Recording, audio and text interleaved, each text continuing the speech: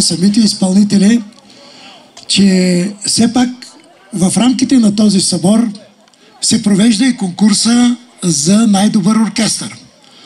В връзка с това аз бих искал, без да споменавам точно конкретни имена и оркестри, бих искал да направя няколко препоръки за следващия конкурс.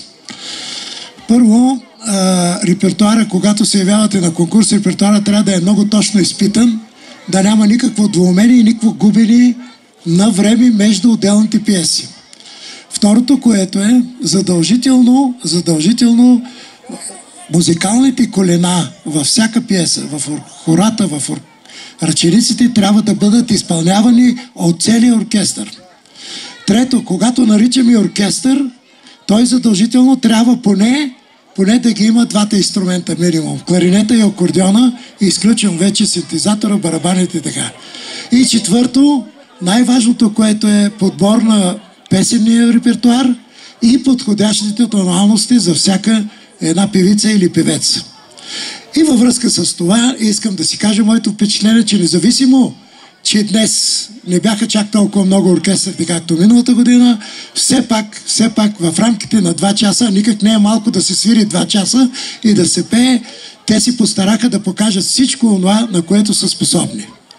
И така, ще започна от малките награди.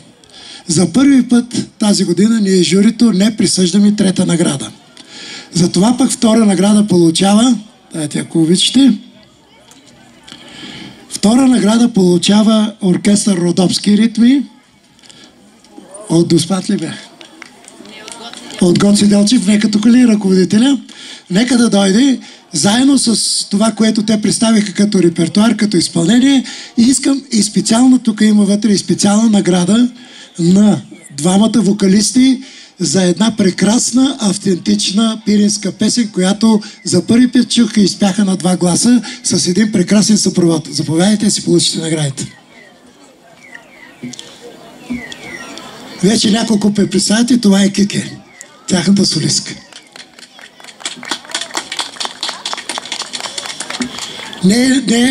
Може би не е необходимо, но все пак ще кажа, че наградите са, освен грамоти, прекрасни грамоти и са парични, и това дължиме на господин Генчев, който е просто...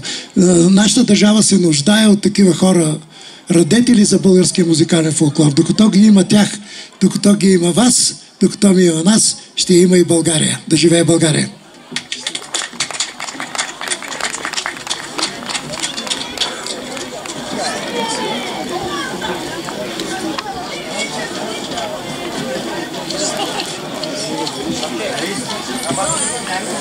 И вървим към по-горната, към първата награда за цялостно представени оркестра, които току-що чухте.